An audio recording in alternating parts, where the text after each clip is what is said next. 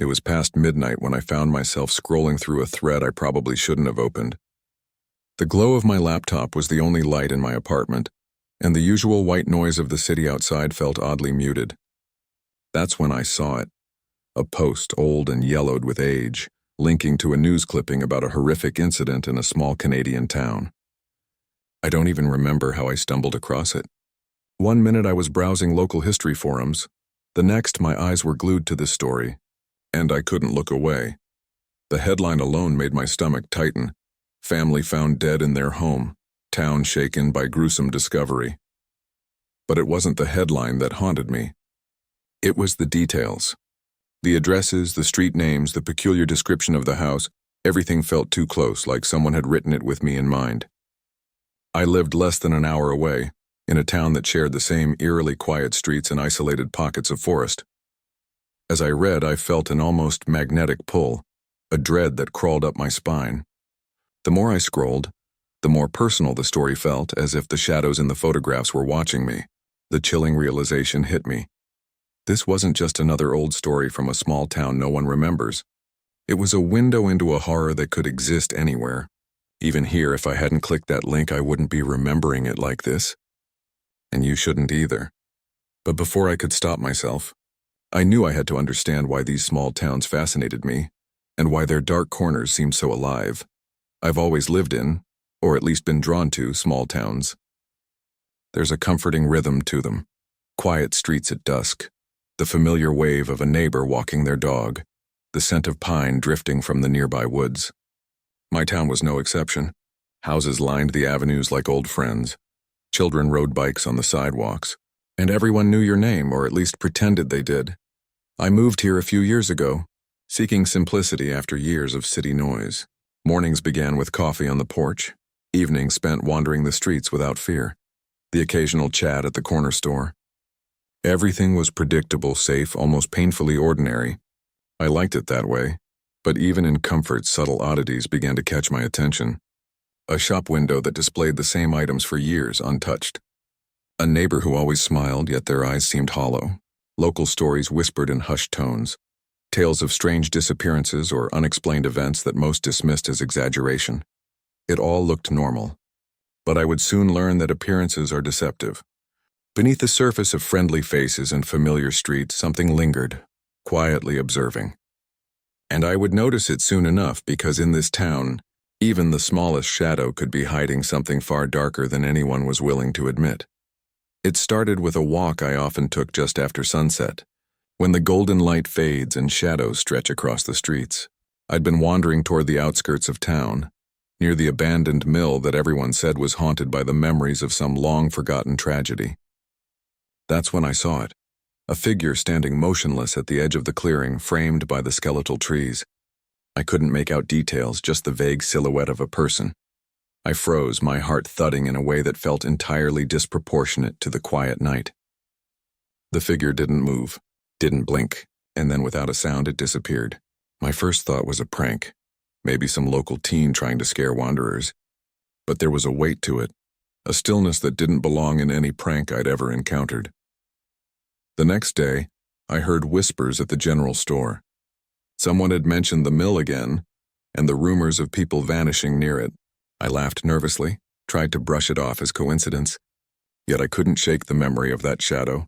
And then, as if confirming my dread, I saw it again. Same vague shape, standing just beyond the tree line watching. I thought it was a prank, until I saw the same shadow the next day. Something or someone was lingering in the edges of this town, waiting, observing. And suddenly, my casual fascination with local lore became a need. I had to know what had happened here, what had been hidden beneath the cheerful streets and friendly smiles. I spent that evening combing through every record I could find, old newspaper archives, municipal reports, even obscure forum posts where residents whispered about things that couldn't be explained. The town seemed picturesque on the surface, but beneath the quaint streets and white picket fences, a darker story emerged. Disappearances had been happening for decades, quietly buried in the pages of forgotten papers. One article caught my eye, a family that vanished without a trace in the 1980s. Their house still stood untouched, waiting like a monument to something unspeakable. Another post detailed children who wandered off near the edge of the forest and were never found. In some reports, there were hints of figures seen in the shadows, always silent, always watching. I read accounts from longtime residents who spoke in hushed tones about the mill, the woods, and the old railway station where accidents and disappearances seemed to cluster. People had speculated about curses, secret societies, even unsolved crimes that the local authorities quietly swept under the rug. Then it hit me. Some of the locations mentioned weren't on the outskirts. They were near my own street, just a few blocks from where I lived. The ordinary familiarity of my neighborhood suddenly felt alien, threatening. The same quiet lanes I had always walked now carried an air of menace. It wasn't just history. It was history that brushed up against my life, creeping closer with every detail I uncovered. The town's secrets were no longer abstract. They were breathing, tangible, and terrifyingly near. It started small. At first I thought it was the wind rattling the windows, the creak of old floorboards, the usual sounds of a quiet town. But then came the knocks, light at first, irregular, as if hesitant. They weren't loud enough to wake anyone else, but I couldn't ignore them. I'd look through the blinds and see nothing but darkness, yet the feeling of being observed gnawed at me. My dog, usually calm at night, began growling at corners of the room that were empty. He would crouch, hackles raised, eyes fixed on invisible shapes. Even my cat refused to enter the living room after sunset, sitting by the doorway and hissing at shadows that moved where no one should have been. Then there were the people. Passing neighbors would murmur fragments of sentences I couldn't place, random words that felt almost like warnings. Not safe. Watch, leave, now. I would blink and they'd be gone, walking away as if nothing had happened. I tried to convince myself it was coincidence, a trick of the mind after reading too many grim stories about the town. But deep down, I knew better. Something or someone was watching, and the more I tried to ignore it, the closer it seemed to creep. Every quiet night, every familiar street felt suddenly foreign. The ordinary rhythms of my life had fractured, and I was standing too close to something I wasn't meant to see. The signs were clear. The town's secrets weren't just history. They were alive, and I had crossed into their reach. I spent hours scrolling through forums, old Reddit posts, and archived local news. Each click seemed to pull me deeper, and soon I noticed the pattern. Small towns across the province had incidents eerily similar to what I had glimpsed in my own. Missing families, strange lights over empty fields, unexplained shadows in backyards. Each report bore familiar markers. Some threads cut off mid-sentence, leaving a digital echo of fear, and a few had comments like, "They came for her after she asked too many questions." The more I read, the more I saw repetition. Locations overlapped with quiet streets, abandoned houses, and the forests at the edges of towns. Victims were often newcomers or the overly curious, people like me. The reports blurred the line between fact and legend, and I couldn't help but feel that by uncovering them, I was threading myself into the same tapestry of unease. Then I stumbled on a post from a decade ago, describing a pattern exactly like my own observations. The final line froze me. "They remember the curious ones."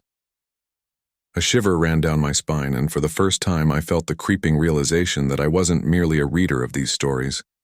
I was a participant, a mark in the narrative, and somewhere in the shadows of the town the unseen eyes were taking note. The danger wasn't history. It was present, and it was aware of me. It started small. A coffee mug moved from one counter to another when I was sure I hadn't touched it. Then came the footprints.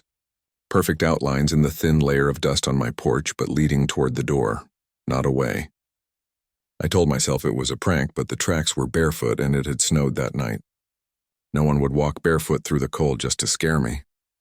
Right, my phone became another accomplice. Calls from unknown numbers rang once and cut off.